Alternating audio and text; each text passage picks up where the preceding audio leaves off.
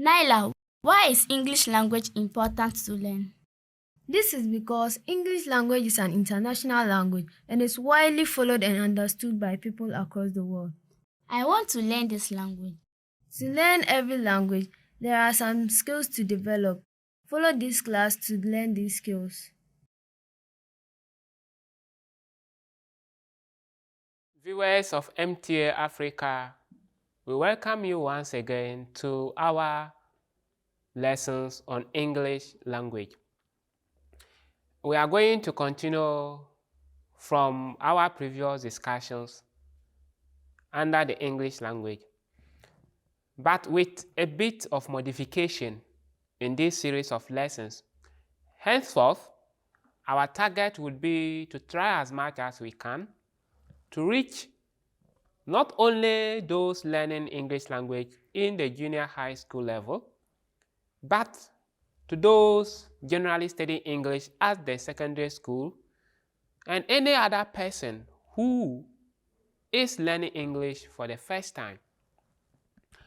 So our discussions wouldn't benefit only those of us within the JHS, but to those of us who are also in the secondary school. We are going to be looking at grammar for this series of lessons. After that, we'll go to another aspect of the English language. Of course, remember, we are going to build upon what we have discussed previously in our JHS restricted version. Now, today, we are generally going to be looking at the relationship between clauses, starting from today till when we will finish our set of lessons. Mostly we take 12 lessons, we finish, then we move to another area. So in this 12 set of lessons, we are going to be discussing the relationship between clauses. We already discussed sentences, so we are moving ahead to look at clauses. We shall be having series of topics under this, but before we move to various series of topics, let's look at today's topic. Our today's topic is going to be on the structure of a sentence. So we are going to be discussing structure of a sentence. When we pick a sentence, what is it? How does it look like? This is a discussion we've already had previously, but as a reminder, we are going to reflect on certain things, and our reflection should help us to understand the various areas we shall be discussing. Now let's look at the objectives for our lesson. It is our hope that by the end of the lesson, you should be able to 1. Mention the most important features of a sentence. A sentence has certain features or certain characteristics, so we should be able to mention these characteristics at the end of our discussion. You should also be able to explain the relationship between the various parts of a sentence. Now, every sentence has parts that you can dismantle. You can pick one, put it here, pick another one and put it there. But these parts are related in a certain unique way. So at the end of our discussion today, you should be able to know how one part relates to the other. Now, in beginning the lesson, there's an important question I want all of us to reflect upon. And the question, what is a sentence? If you are asked to define or to explain what a sentence is, what will be your reaction? Let me give you 3 seconds to reflect upon this and come up with what you think a sentence is.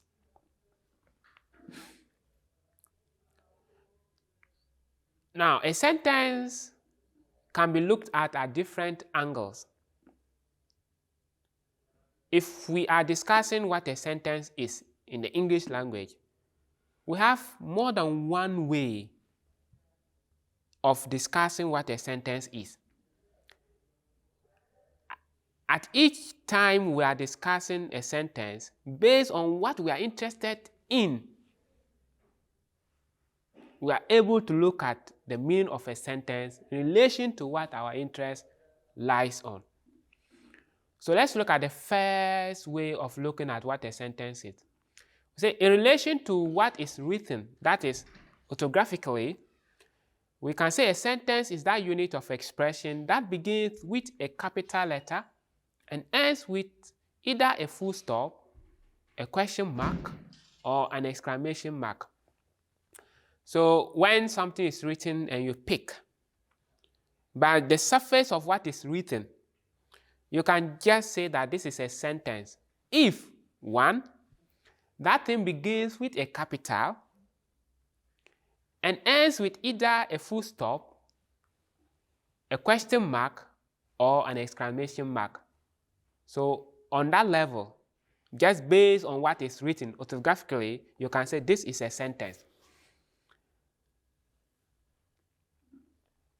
Then another way of also looking at what a sentence is when we view a sentence through the use of clauses.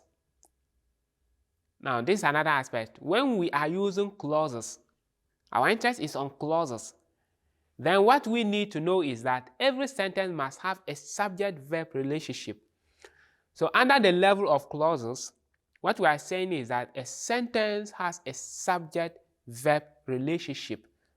So a statement that has a subject-verb relationship is considered a sentence. So when we look at a sentence under this level, what we are saying is a sentence could be made of one clause, that is an independent clause, or two or more related clauses with each other. Now, what we are trying to say is that if you pick sentences under the angle of clauses, now a sentence should have a subject as a part and a verb as another part. And these two parts should have some kind of relationship. When we have this, then at that angle of sentence, we can say this is a sentence. Now, it could be that this sentence is made of only one clause, or it is made of more than one clause, but these clauses are also related. So when we have sentences at that level, then it is important to know that every clause has a subject-verb relationship condition. Every clause in the English language has a subject and a verb relationship condition. And now we can also look at a sentence to be the highest unit of any grammatical expression having at least one independent clause. Here is still under clause but built up further. So any statement that has at least one independent clause is a sentence. And remember, in grammar and its rules, the highest unit of grammatical expression is a sentence. And this sentence could be made of only one clause, that is an independent clause, or made of more than one clause, as mentioned.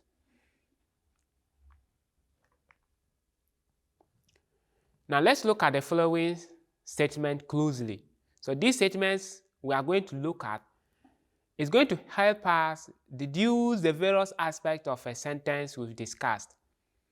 That a sentence in its written form, in its orthographical form, should begin with a capital and end with either a full stop, an exclamation mark, or a question mark.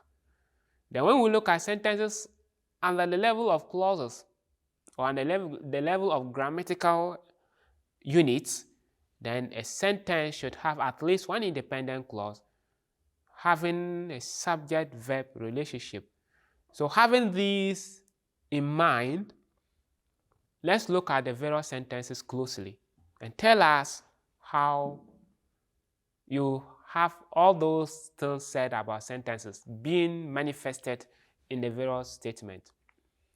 Now the first one, the boxer left disappointed.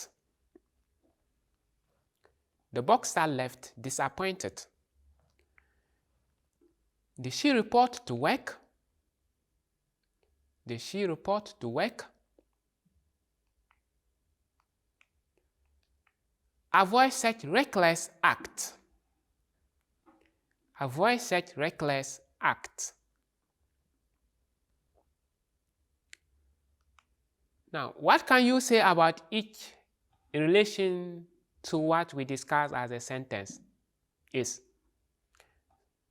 All that we've discussed about a sentence, what can you say? Let's pick sentence 1, for example. What can you say about sentence 1 in relation to what a sentence is? And what can you say about sentence 2? Did she report to work? In relation to what we discussed about a sentence. And what can you say about sentence 3? Avoid such reckless act in relation to what we discussed as a sentence. I'm giving you a minute to come up with your responses or the ideas you have in relation to these areas.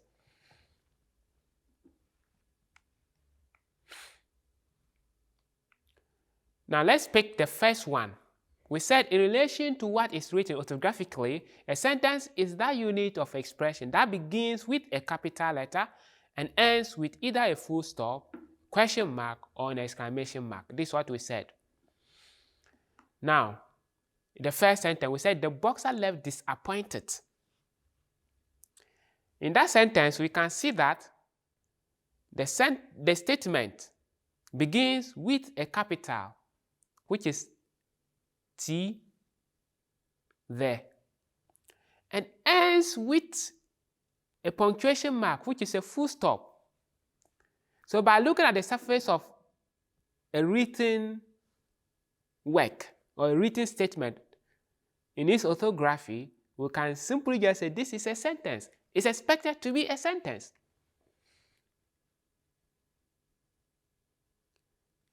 Now when we look at the second one, did she report to work?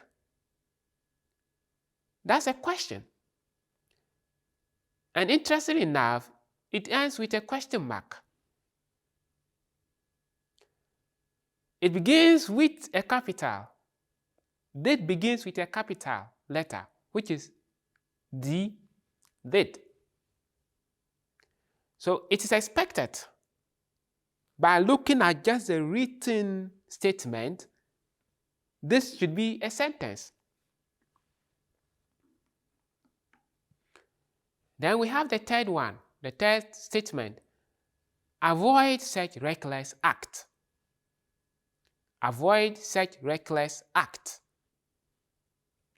With an exclamation at the end. And we see that it begins with a capital A. So the capitals in each sentence has been marked with black ink to help us easily follow. And it ends with a punctuation mark, that is an exclamation. And in the three sentences, our punctuation marks, the full stop, the question mark, and the exclamation is marked with red ink to help us easily distinguish it. So we can find the three sentences satisfying the criteria under how to look at a sentence simply just looking at the written form.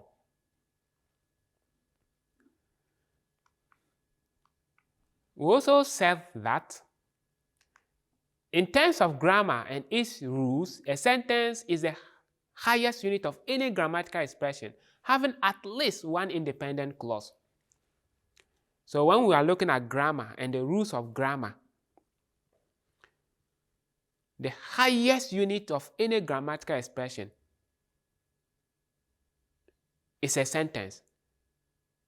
And it should have at least one independent clause. And what do we mean by an independent clause?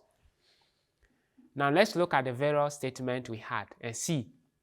We have the boxer left disappointed. It makes sense. we do not need any further information to be able to realize the meaning of the statement. The boxer left disappointed. It gives a very clear idea without anyone having the need to ask for further information before that statement is being understood. Then the second will say, did she report to work? That's a complete question that is clear enough for the one being questioned to respond to that question without looking or asking for further information. If I had walked to you and then I put that statement to you, did she report to work? It's clear enough for you to understand what I mean and for you to give me a feedback, a response. So that statement is a complete independent clause and therefore is a sentence. Then we have another complete independent clause here. Avoid such reckless act. This is an instruction given out to someone, probably engaged in an act that is not considered good. So the command goes, avoid such reckless act. It is clear enough for anyone at all who is or was engaged in such an act to simply understand the instruction and just put an end to it.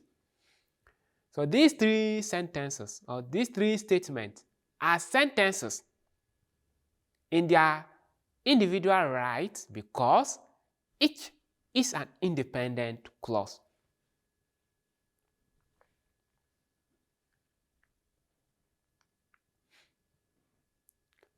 And then we also said that every clause has a subject-verb relationship condition. Before a statement, under the rules of grammar, is qualified to be considered as a sentence, a certain condition has to be fulfilled.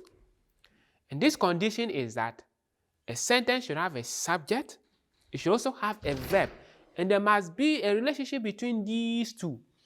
So this relationship is very important when it comes to what a sentence means. You could have a statement in its written form, that is in its orthographical form. It begins with a capital letter and ends with either a full stop, a question mark, or a punctuation mark.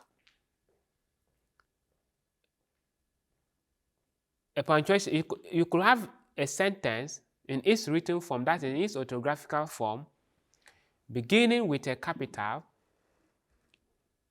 ending with a question mark, a full stop, or an exclamation mark. If it is poorly written, you will have this condition fulfilled in it, that is subject-verb relationship condition. Now let's look at the various sentences and how these subject-verb relationship conditions were fulfilled. We have the boxer left disappointed. The boxer is a subject. Left is our verb. So the boxer left disappointed. There's a subject and there's a verb, and there's a relationship between them. The subject, as a boxer, carried out a certain action. And the action the boxer carried out is by leaving. Of course, disappointed is there to add to whatever we are discussing under the verb. But our main attention here is the boxer and the verb left. There's a relationship between the two. Then we have, did she report to work? Remember, in questions, the main verb mostly comes first before the subject. So that is why we have did coming first before she, the subject. So we have the subject she and did. Here there's a relationship between the two. Someone wants to know whether a particular lady was present at work. If we are taking it back in a normal statement, not being a question, it could just simply be put as she did report to work. So you have the she there being the subject, and we have the did, the action, having a relationship there. But because it is a question, when you're asking a question, the verb mostly comes first, and then your subject follows. So we have, did she report to work? So here our main verb did is there, and then she. So there's a relationship between the two. Then we have our third sentence. Gilbert, avoid such reckless act. Gilbert, avoid such reckless act. Here we inserted Gilbert to make the understanding a bit better. The instruction was given to someone that wasn't named in our previous sentence, but it is an implied subject. There's an implied subject there. So to help us just easily know who the instruction was issued to or the command was issued to, we have to bring in the person. So that is why we have Gilbert just there to help us. So here the instruction or the command is to Gilbert. So we have our subject Gilbert, and we have our verb avoid. So there's a relationship between the two. Gilbert is expected to stop a particular action, a particular situation that is happening. Gilbert is instructed to stop. So there's that relationship between the two. These three sentences also displays the aspect of a sentence being looked at in relation to subject-verb relationship. So these three are qualified to be sentences. One, we have each of them beginning with a capital, ending with a full stop, a punctuation mark, full stop, or a question mark, or an exclamation mark. So because these three orthographically satisfy that aspect of a sentence, we say they are qualified to be sentences. Again, they are qualified to be sentences because each one of them satisfies the rule of subject-verb relationship. So each one is qualified to be considered as a sentence. And again, we say it is a sentence because, or each of them is a sentence because each one of them makes a complete sense. A complete sense. Each one of them is made of at least one independent clause. So, and each clause gives us a complete sense. So these three statements are qualified to be termed sentences. We are just reminding ourselves of what we had discussed previously on sentence structures. So having reminded ourselves on this, we shall build upon that, pick clauses, separate clauses, and look at how we can put them together in a perfect way under the general topic that we are looking at, relationship between clauses.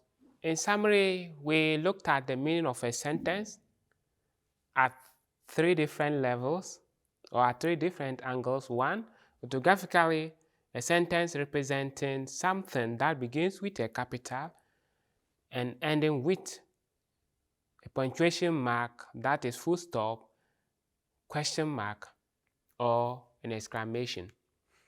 We also looked at a sentence in relationship established between a subject and a verb. We also looked at a sentence always making or having a complete sense. So when you have these three criteria satisfying a statement, it is qualified to be termed a sentence. This is where time will permit us to be with you. Hoping to meet you again next time to continue with our discussion on relationship between clauses. Until we meet you again, we say enjoy your day and revise what we discussed. Assalamu alaikum wa rahmatullahi wa barakatuhu.